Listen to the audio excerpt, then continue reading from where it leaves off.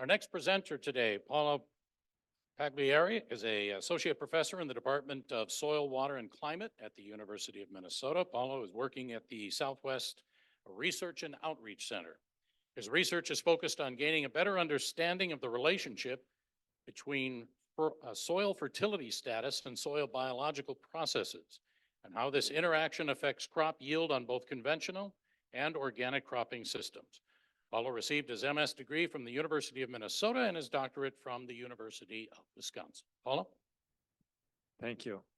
Good afternoon, everybody, and thank you for those here and for also those online to participate in this conference.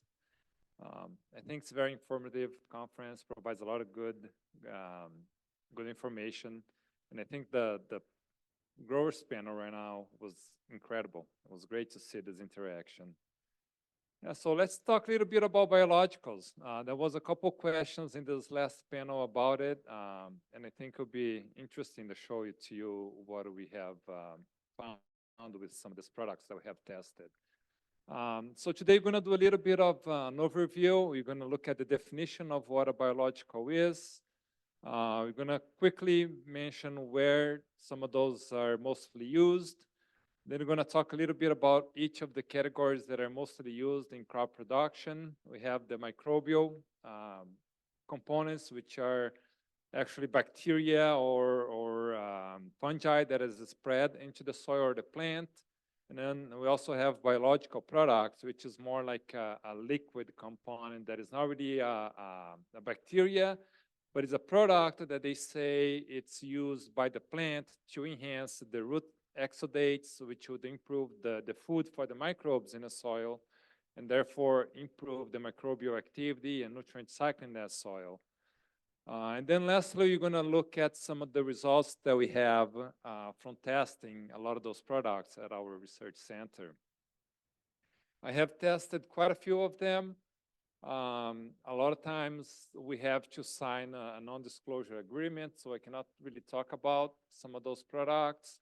But sometimes there is no restriction, so I'll be telling you about things that we had no restriction on and can easily tell you what happens. So in the United States, we don't really have a definition of biostimulant yet. I think there was something that was being worked on, but I don't think it's finished yet. But there are some scientific definition, and there's this one review paper from 2015 that they defined a biostimulant as any substance or microorganism applied to plants with the aim to enhance nutrition efficiency, abiotic stress tolerance, and or crop quality traits, regardless of its nutrient content. So again, it's not really a nutrient source. It's something that will enhance microbial activity in the soil and therefore increase nutrient cycling and increase nutrient availability to the crop, but not really how much nutrients is being applied. It is not one of the main definition of a biostimulant. Now, in Europe, they do have, the Industry Council has a definition. It's pretty similar to the scientific definition. It says that plant biostimulants contain substances and or microorganisms whose function when applied to plants or the rhizosphere is to stimulate natural processes to enhance or benefit nutrient uptake, nutrient efficiency, and tolerance to abiotic stress and crop quality, right? And again, it's not related to the nutrient content of those products. Where are they mostly used?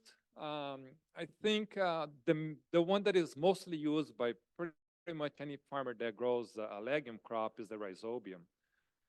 That's a bacteria that with the symbiotic relationship with the legume will produce all the nitrogen needs for the legume crop. And although some crops are very efficient, for example, the soybean, you don't really have to apply the nitrogen to a soybean. The rhizobium there can provide 100% of the nitrogen. There are other legume crops like peanuts or cowpea that are not, or even edible bean that are not very, the relationship is not very good, right? You don't really get as much nitrogen for those crops as you do for a crop like the soybeans. But the other biostimulants, it's it's becoming more popular in the US. I would say over the last 15 years or so, we see an increase in number of products and on what they're claimed to do and the farmers trying to test them out. It's definitely been increasing, but they've been in use for a very long time in other countries like Europe, South America, and the Middle East. They have been using some of those technologies more readily, and I think that comes to the soil. Like soils in the Middle East and South America and even Africa, they're much older soils, they're more weathered, and they're not as rich and fertile as soils in the north part of the United States. And I think that's why some of those products works really well. And I'll give you more detail as we start talking about the products later on. So let's quickly take a look at some of the biological products that are available. I think that the ones that I've seen the most and tested the most are the humic substances. Now, humic substances, they're indigenous to any soil that has organic matter. They are part of the organic matter, and they form as plants, animals, and microbes, they start to decompose on that soil, then that organic matter just gets incorporated into the soil, and they have these humic substances. For example, if you take like a soil sample and you treat it with a strong base, you're going to remove some of the insoluble humic substance, but then there is also going to be a lot of humic substances that is soluble. And then if you treat that with acid, it's going to create an insoluble fraction, which is what we call the humic acid. And then whatever becomes liquid within that acid treatment becomes our fulvic acid. Now, the main differences between those two is the molecular weight of those compounds.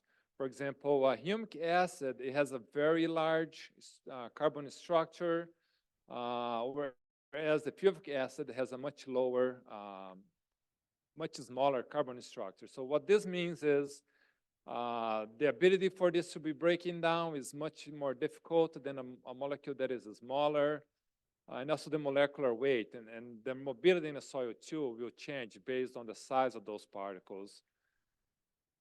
So that's basically what we have for humic products. You're either going to be dealing with a humic acid or a fulvic acid. It's what's those products available. Now, what they do, sometimes they are used in the soil and then they go into the soil solution because they are readily soluble under most soil conditions as you are applying them. And then depending on the pH and things like that and on clay content, that will start to bind to the soil and it will change the way it's behaving in the soil. But what's been claimed that they will do, they seem to impact root growth and also root length and also the secondary root growth, which is they claim that the roots will be more stronger, you have more lateral roots that will increase water absorption. And with that water absorption, also nutrient removal. They can complex some of the metal cations in the soil.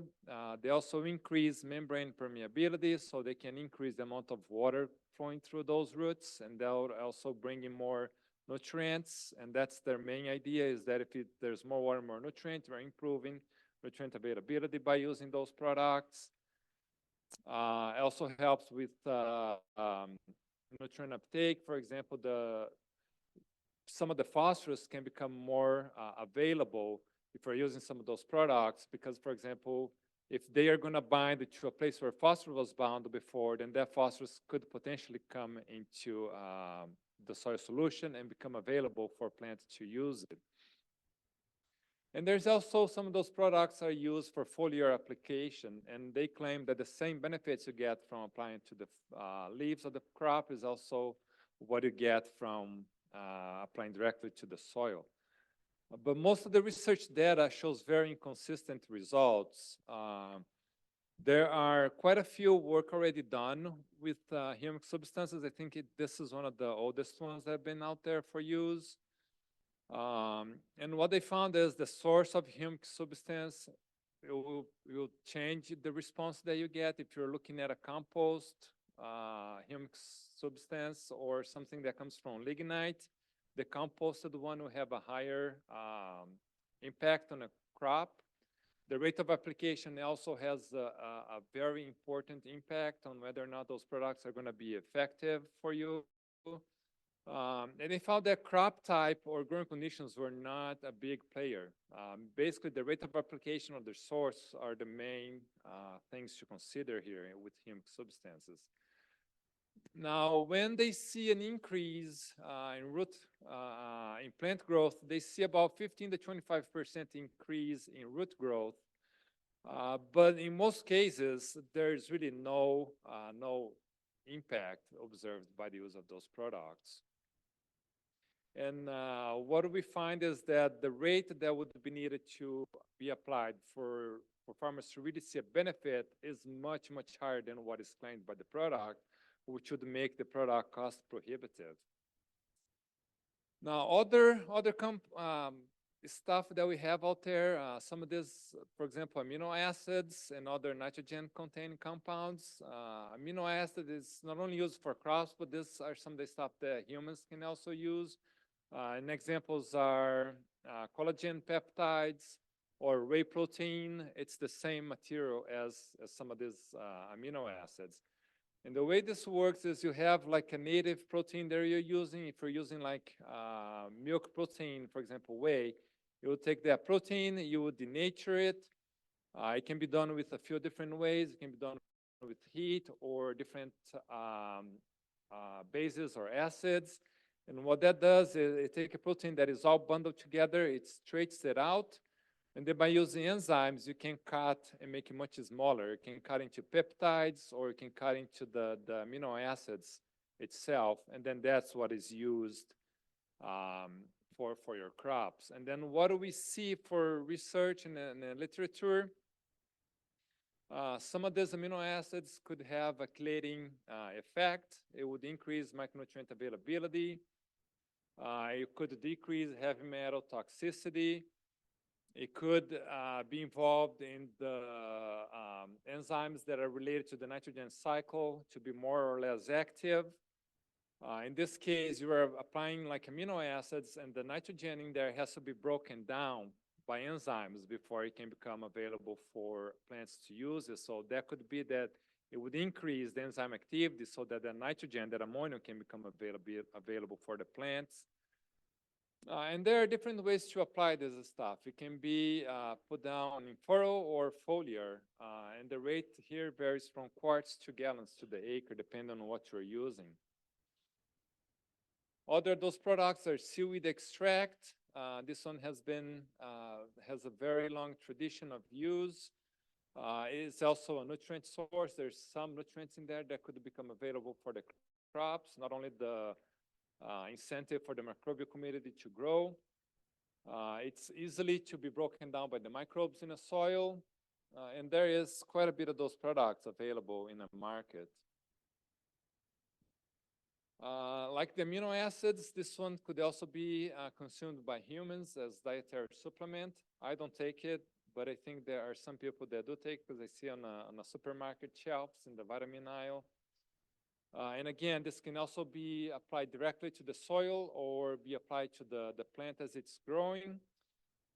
And it can be mixed with a fertilizer as well, or anytime you're spraying something, I think they could be used as a carrier as well. And the rates here we usually see is 1.5 to 2 quarts per acre of this material being applied. Now, the rates used are very low to be a source of nutrients. So even though there might be some nitrogen and phosphorus in there, we don't really use that as a nutrient source. There are some evidences that when you use that as a foliar application, you could increase the plant hormone production, and then those hormones could help with making the plant more tolerant to, like, for example, heat stress or drought stress, which is one of those definitions of abiotic stress that a biological should help achieve. And again, usually the rate of those materials are low, and the plant hormone production, it's not always observed. It's under certain conditions only that we see a lot of those potentials being realized. Now, to look at the microbial ones, so as I mentioned before, the microbial has been used, especially bacteria, has been used for a long time. For example, the rhizobium for nitrogen fixation. They can also be used as a biopesticides. There are, for example, some of the corn. I think, which one is it? One of the corn worms is controlled by a biological agent.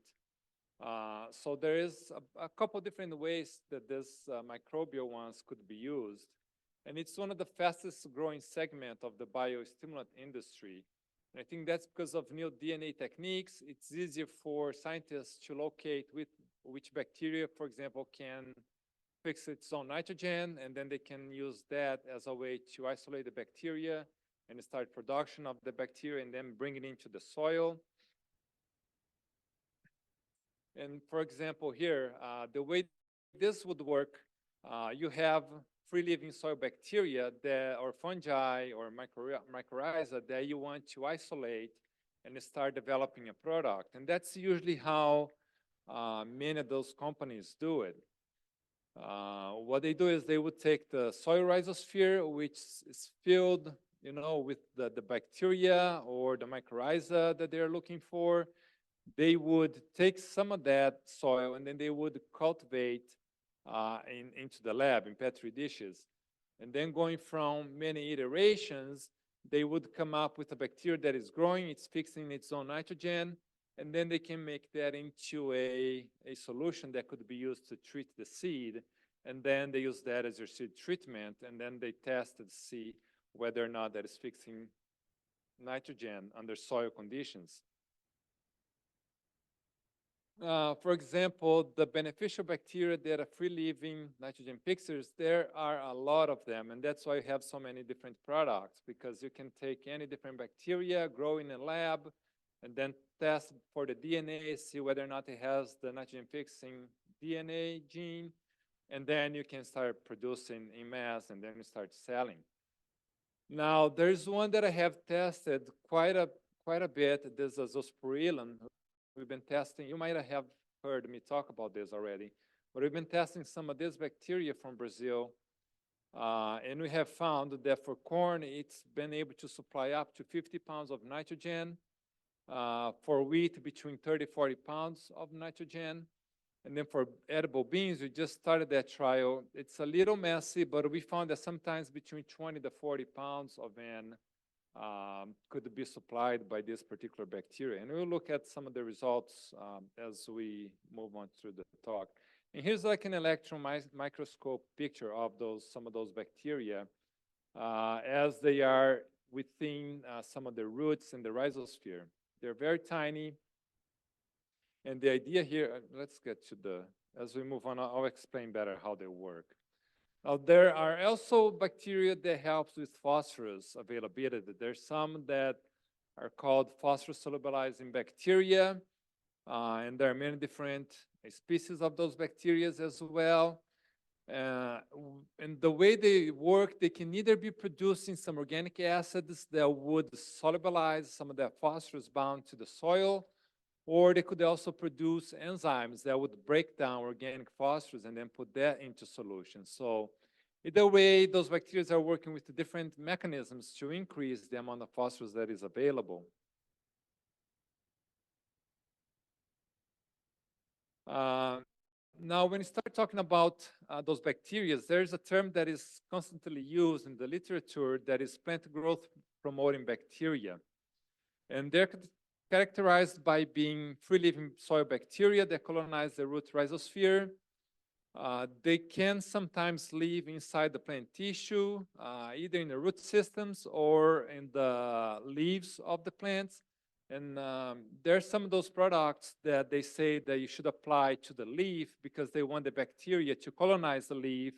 And then that way it's more effective at signaling the roots to produce some of those hormones that would bring on board the microbes that would be beneficial.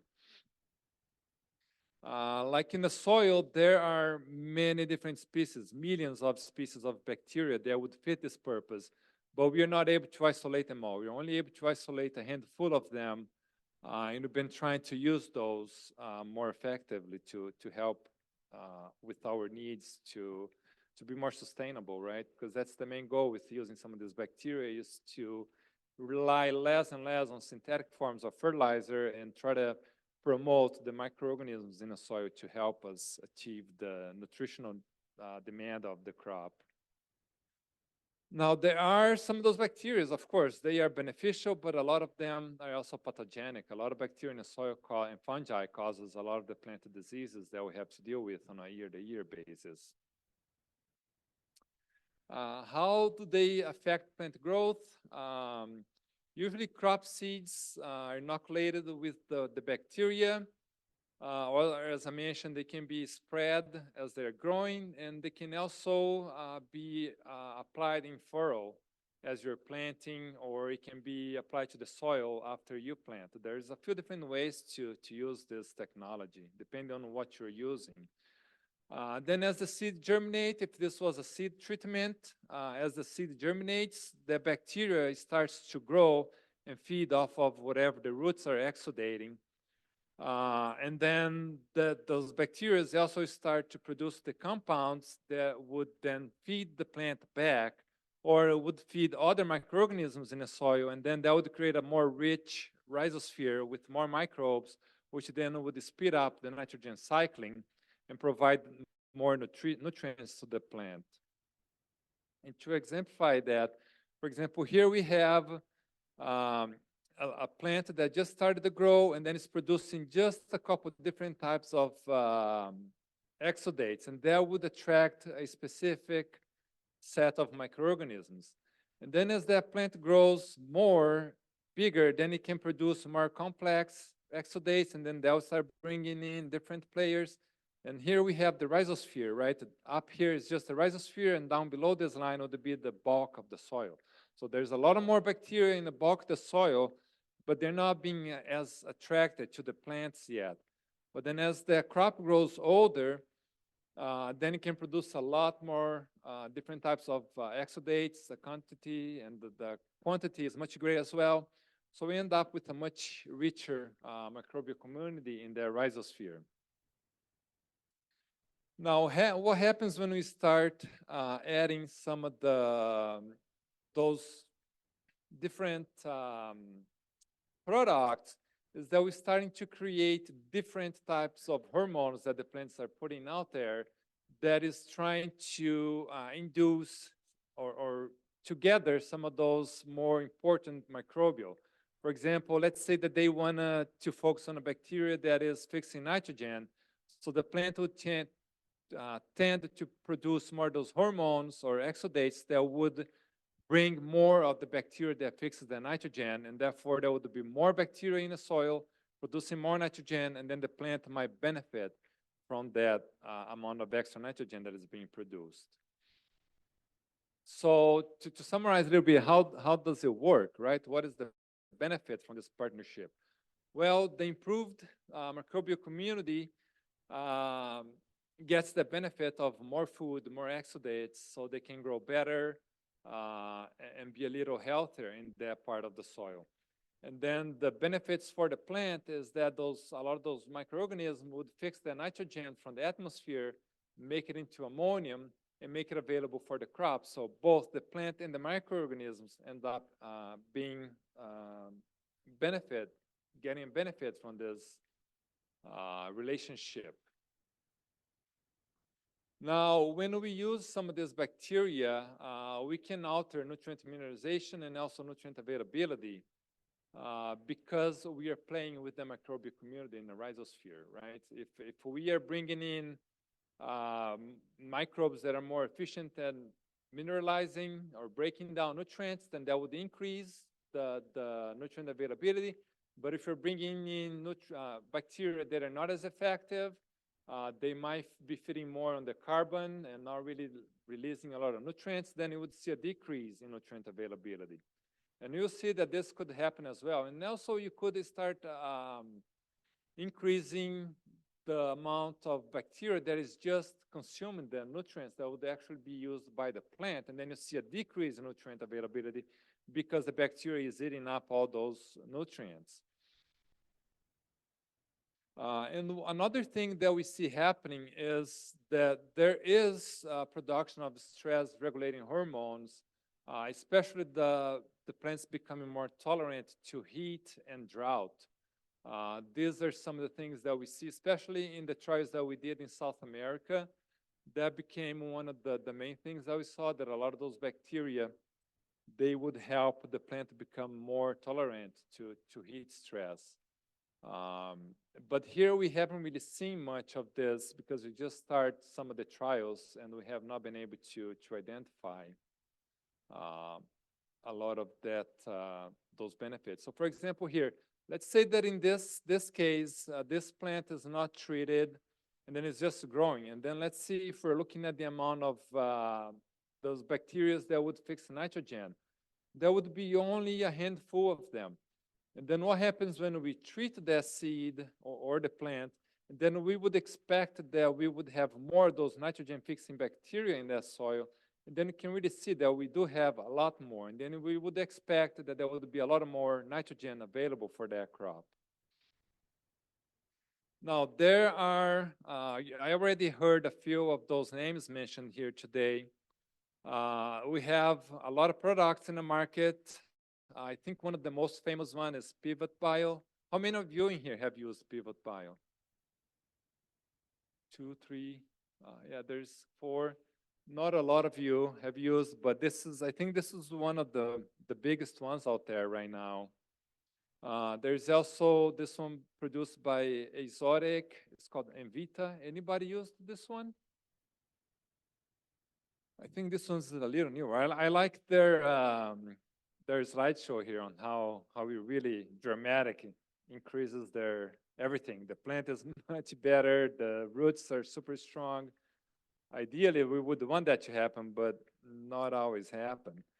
Now, here is their graph of how things work. First, you have the nitrogen usually applied in the fall or in the spring, and then you see all this nitrogen in the soil available. But then as the crop is growing, the nitrogen is moving. Either the plant is taking up some is leaching, some is volatilizing. So nitrogen availability decreases, and then the nitrogen demand increases as that crop is growing. And then the justification is, if you put all your nitrogen down, you're going to end up running low. And then by using this product, you're able to have the plant be more effective and produce some of its own nutrients, nitrogen, later in the crop growth.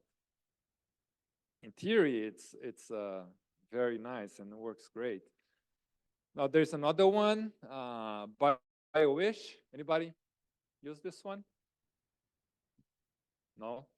Yeah, this one we are getting we're getting somewhere, right? I wish this one works.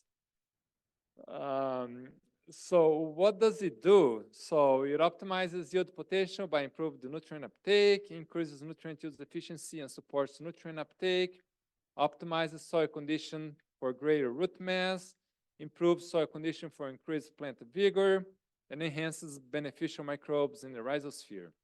So they say it's a lot. Now this one has the nutrient in there, so it's really hard to see whether or not it would work. But then it also has a concoction of bacillus bacteria in there. And some of their claims is that this one decreases nitrous oxide emission.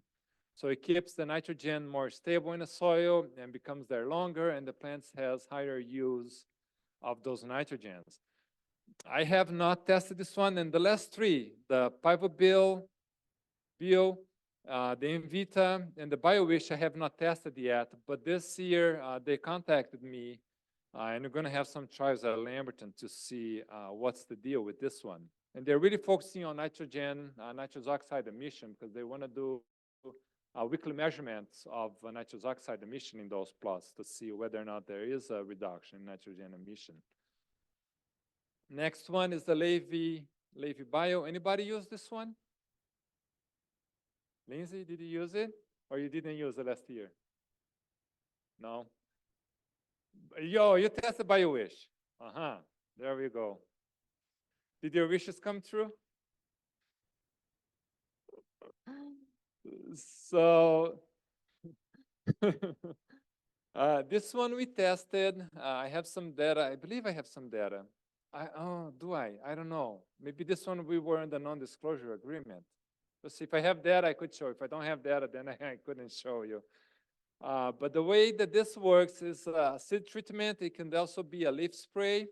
Now, it's not a bacteria that would be reproducing itself. This one is one of those that is a soil enhancer, right? It's supposed to improve the microbial community in the soil, and that would lead to more higher nutrient availability. Now we have this one source. I think some of the panelists tested source. Anybody use source? Well, Lindsay and I have been the ones that test almost everything.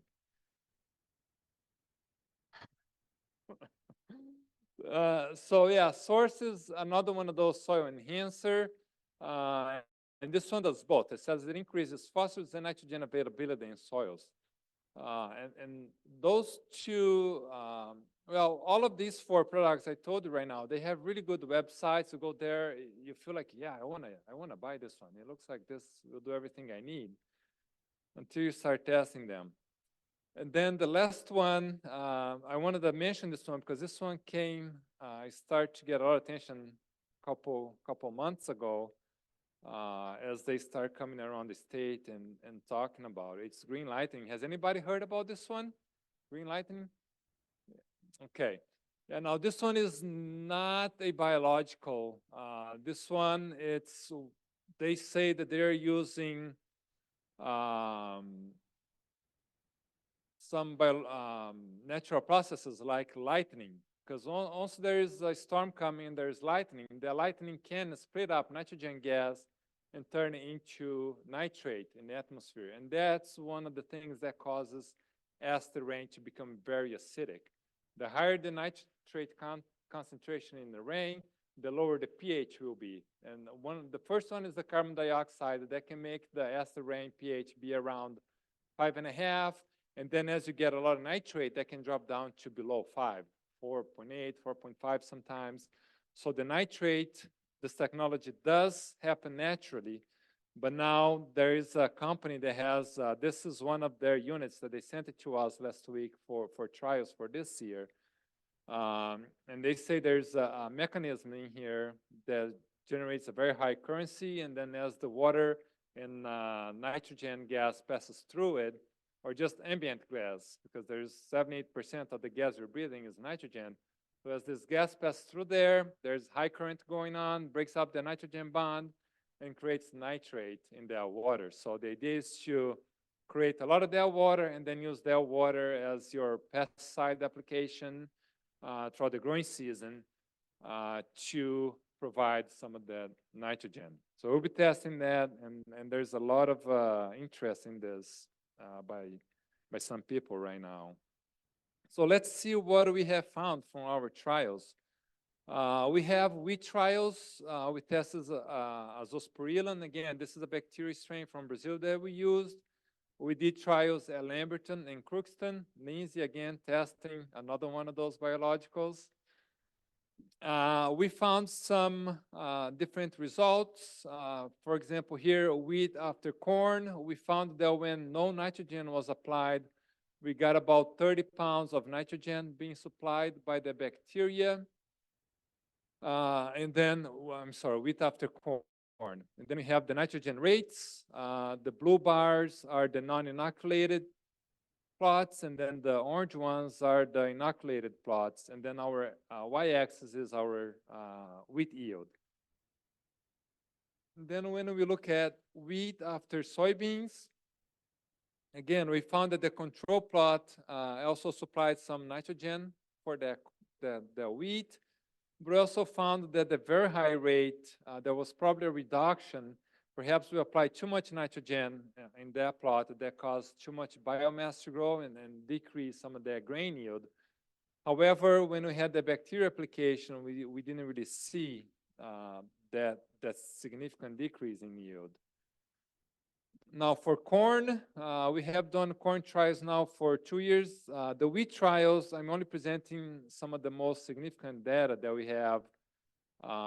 But we did it for 3 years, and we found it was very low rate of responses. It was about 30% of the time we saw a response there, and it was, like I told you before, between 30 to 40 pounds of nitrogen was being supplied by this bacteria. Now for the corn, we have found a couple more positive responses. This one is about 40% of the time we saw a response. And again, this was the amount of nitrogen being supplied there, depending on the treatments you're using. That was between 25 to 50 pounds of nitrogen that we found to be supplied by this bacteria. And it's usually we saw responses under low or no nitrogen application. But then last year we saw this bump in yield at the very high nitrogen rates. And we see that where we didn't put anything, the yields tends to stay the same, but then where we did apply, it continued to climb. It's probably not significant between these two treatments here, but definitely significant between the two highest nitrogen rates, whether or not there was the inoculant. And what I think this could be here is not really the nitrogen, right? Because the nitrogen we already saw that there was enough nitrogen. This could be some of the other biological responses, right? Maybe more resistance to the heat that we had the drought last year, or resistance to insect damage or disease damage. So we don't really know what caused this improve here, but we saw that was significant. Now for edible beans, here we are looking at edible beans for the zero nitrogen rate at Becker, where is an irrigated location, and also at Lamberton, where it's a rain-fed irrigation. When I first got the data, I thought the yields were half at Lamberton than at Becker, but there was, when they combined the yields, they gave me the yields, it was a weird unit. It was in kilograms per acre. It was neither metric nor US. It was a split of both of them. I think they're trying to merge, get us really confused. So the yields were pretty similar between the two. So the next graphs you see, just ignore the difference in yield because they were about the same. And what we saw here, usually when there was no nitrogen, we didn't really see a big benefit. And here we have the azospirillum alone at a half of the recommended rate, or azospirillum is the A, plus rhizobium at azospirillum half of the rate. Here we have azospirillum and rhizobium at the recommended rate for both of them. And then here's 2 times the rate for azospirillum and 2 times the rate for azospirillum plus the rhizobium. And at Becker, we saw that inoculating or not gave you the same yield. However, at Lamberton, we saw that when you inoculated with azospirillum, there was a trend for higher yields than in the non-inoculated control. As we move at, when we supplied 40 pounds of nitrogen, we start to see that there was another trend here for the Becker site to start producing much higher yields, almost 10% higher yields than the non-inoculated control. But we're starting to see that some of those bacteria treatments start having lower yields than when the bacteria was not present. And that's very evident at Lamberton. Depending on the type of bacteria you're using, we are starting to get a reduction in yield. And that becomes even more severe. The higher the nitrogen rate, the more severe that drag in yield was by using the bacteria. And like I told you, some of these bacteria sometimes will produce the nitrogen, but some other times might start consuming the nitrogen and not really making it available for the crops. So you really have to understand how this works before we can start making recommendations for the use. And then here we have a trial for the sound. And this one was supposed to, we were doing nitrogen reduction trials. And what we found is that we could reduce about 25 pounds of nitrogen and you would still get higher yields than you would by having the full nitrogen rate applied without the 25 pounds. But again, if you look at just reducing the 25 pounds without adding the the treatment, you got the same yield as the control. And that's one of the tricks there is with a lot of those products, is that they say you can produce between 20 to 40 pounds of nitrogen, but in some cases, the farm is already applying a little more than they need, and reducing 25 pounds will just make that difference. You're just removing what you're over applying, and then you think it's because of the biological product we're using. And then here's the PSH again. This is just the grain yield for corn as a function of nitrogen rate. And then the squares are the urea without any treatment, and the circles are the PSH. And you can see that there wasn't really any difference in yield by using the product. And also looking at soil nitrate levels, the circles again are the treated plots, whereas the square is the control non-treated plots. And you can see that there isn't really any difference in nitrate based on those treatment application. I think I'm running out of time, so just to wrap it up. I think that this technology is getting a little more traction since we are starting to see some research trials at universities that are showing some positive trends. There is a lot of variability by the crop you're using, whether or not the bacteria is able to provide any nitrogen or not. And it's very, based on what I've seen, it's very unlikely that any single product is going to be effective everywhere. Usually those products work mostly in soils that are very high in sand content and also very low in organic matter, because those soils are the ones that have more issues with the biological activity. And anything you add to those types of soils, you usually end up getting a response. And again, a lot of those products still don't work. I think they are developed by microbiologists that don't really have a lot of soil training. And this is what we see with meetings we have with companies. They develop a product all the way to the commercial product, but they never had a soil scientist or an agronomist look and test it before they start advertising, selling it. And then when we start working with those products, then we find that they don't work. And then what happens is sometimes the company changes the product name. A lot of times they're just testing codes. We don't even know the name of the product that we're testing. It's just a code, and then they can just change the name of the code and sell the product elsewhere. So if you're interested in testing, start small, start testing in a small area, maybe do a strip trial before you invest heavily on any of those technologies at the moment. I don't know how we are on time. If there's time for any questions. Have some questions? We have some questions in front of you, Paulo. Okay, so first question, can we adopt some practices that will enhance the microbes we already have versus trying to apply more?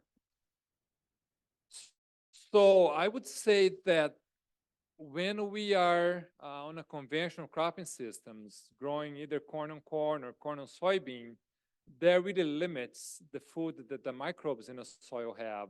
So some of the practices that we can use would be adding more rotation, adding a cover crop, some of those, whatever you do to increase the amount of food for the microbes will help you diversify the microbial community, right? And how do you increase the food, the source of food that the microbes have?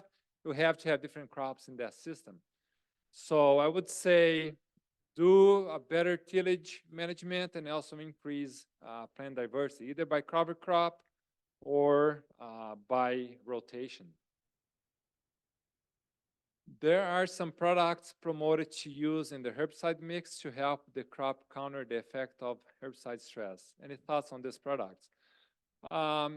Again, this goes back to some of those, whether or not that product is going to work under your conditions. Maybe under greenhouse when everything is controlled, ideal temperature, ideal moisture.